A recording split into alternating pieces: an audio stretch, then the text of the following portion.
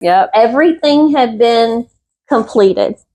Then a week before closing. June 27th. I'll never forget the day. Yeah. She's on vacation. I'm on vacation at a wedding in a different time zone. And we get the call. Your people were about to be homeless. My people were about to be homeless. Hey y'all, I am Amanda Tharin with Remax Purpose Driven here in Lexington, South Carolina, and I had the pleasure of working with this lovely lady here on quite the doozy of a transaction over the last 54 days. And we're still here to talk about it, and we still like each other. Yes, so I'm going to let her go ahead and introduce herself, and then we'll tell you all the story. That's great. I'm Tami Floyd with Exit Real Estate Consultants. I was the listing agent in Lexington, South Carolina. Amanda was the buyer's agent. And we basically lived a roller coaster of emotions over a 54-day period. And we just thought this was a story that we need to give to the world, because in a transaction, people don't understand how much can go wrong. And if it could go wrong, it went wrong. Right. So we had a smile on our face the entire time. We were positive with our clients. We were positive with each other. We worked through a lot of things that I have never had all happen in one transaction ever. No. And I'm pretty sure that most people would have walked away from, clients and agents alike. Yes. I think we figured out there was a little over 22 people in total involved in this transaction. There were. And it was like, what had happened was I had listed the house at the end of May. Mm-hmm. She brought a buyer in the first week of June after I had held an open house. We had an offer come in. We ended up not accepting that offer. She brought her people in. We wrote a contract that same exact day. They loved it. It checked every box of what they wanted. It was a beautiful house, beautiful lot. We got through inspections. We had all kinds of inspections done. Sent over a repair addendum to them, and they were gracious. We did all the repairs. Yep. Everything had been completed. Then a week before closing. June 27th. I'll never forget the day. Yeah. She's on vacation. I'm on vacation at a wedding in a different time zone. And we get the call. The house didn't appraise. And it did not appraise. It didn't appraise for like $60,000 off the amount. It was something crazy. Something we could not even try to negotiate, and made no sense. It made no sense. So I turn in my comps. She finds 2 more comps. We're submitting these to the lender. The lender's trying everything they can to He's even looking at comps. Another appraisal done. Which is not normal. Or get the appraiser to work with us on this. But it was back and forth for a few days. Awful for about 4 days. We could not get responses. We couldn't get the appraiser to budge. Your people were about to be homeless. My people were about to be homeless because we were supposed to close in like 4 or 5 days after that. Yes. So what had happened, we ended up having to be released of contract. We had to release her buyers. July 2nd, so right before July 4th. Her people were devastated. The wife is crying. She's telling me all the emotions that are coming from the other side. My people are very upset because they really wanted these people to have their house. Like, everything was done. It's just this one little hiccup causes a major turmoil in the situation. And this minor hiccup, and I think to this day, and I even said this to the appraiser, if Tami had listed the house for what the appraisal came in for in Lexington, I have no doubt in my mind there would have been a line down the street, even with the rates that they are right now and everything else. I really think that would have happened, and it would have ended up close to what we had under a contract for. Yeah, because it would have went over. So anyway, we released the contract. I, in the meantime, before putting the house back on the market, had an independent appraisal done. Independent appraisal came in $2,000 less than where I had it listed. So we relist it and go, okay, we're going to go in $5,000 below just to make sure everything is okay. And you put on the listing that you had an appraisal done, inspections, repairs, like everything is done. Trying to get it to go and go through smoothly.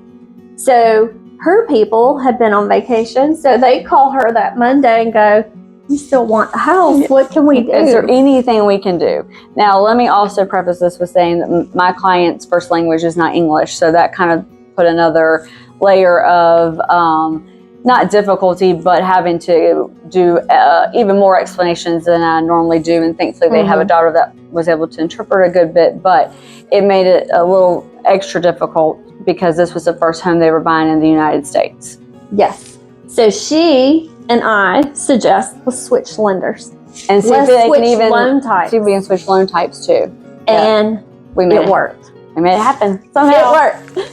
So we didn't have to go through inspections again. No, we were done with all that. Repairs were done. Pretty sure the house was empty at that point. We had to hold our breath for about 5 days for the appraisal to come back. Appraisal comes back exactly where we needed it to be.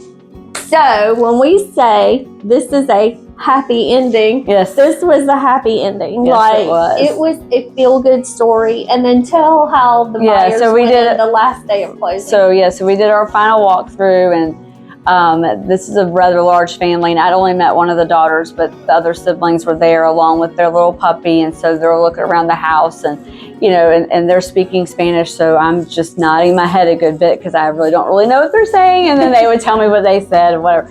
So we get done with that. We're standing on the back patio, and the husband says something to one of the sons, and he just smiles and kind of looks kind of like confused, and the other kids kind of look confused, and I'm like, what's going on? And they were like, well, we didn't tell them that we were buying this house. We just told them we were coming to look at it today.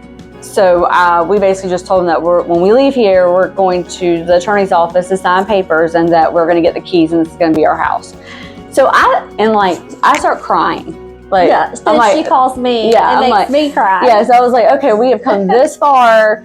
And I had no idea that was even happening. And I was like, okay, this is just icing on the cake of how happy I am for these people to be able to get the house of their dreams. And living in an apartment, 3-bedroom, 2-bath apartment with a 4-bedroom, 3-bath house with a 1-acre lot. With on an acre lot, yes.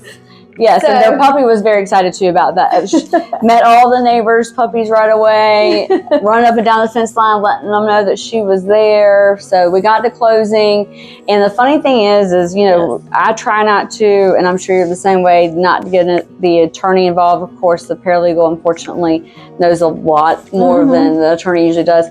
So when he came in to the closing table, and I told him kind of what had happened. I wish I would have had a picture, to be honest. Bruised face. He was just absolutely like, do what now? Yeah. He's like, I saw those. I said, yes, if you go back, you will see we have 2 contracts on this house with the same people. Yes, same people, but bringing them all together at the end was priceless. Right, and they exchanged phone numbers? Yes. And then my client speaks Spanish. Right. So they were all talking at the table. And Tammy and I were just like, just like nodding, and they're like telling them how to and call me if this happens, or like if you need help with anything, don't hesitate. And they've already spoken at least twice after the closing. Yeah. So it's been great. It's been great. And then when I left the closing, I took the family to dinner with Jeff here in our office. He was good friends with the family as well. So getting to spend extra time with them, and just to see how incredibly happy not only that the parents were, but then the kids who had no idea, like they were just like, they couldn't believe it. It was the best feeling in the world, because we had a lot of other really bad feelings along the way. And we had gotten even another offer during that interim while we were waiting on them to change lenders, and my people were still like, what happened with the other family? We really wanted to go to them. Yes, and it's a testimony to you working really hard for your sellers, and it's so important. Yeah, and for you. And and it shows you that there's more to a transaction than just a seller and a buyer and a selling agent and a buyer's agent. You have to have the heart. You have to have the passion.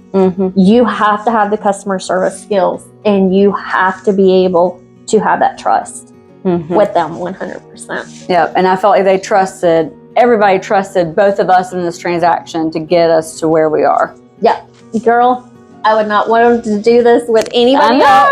You too, I feel the same way. Teamwork makes a dream work. Woo!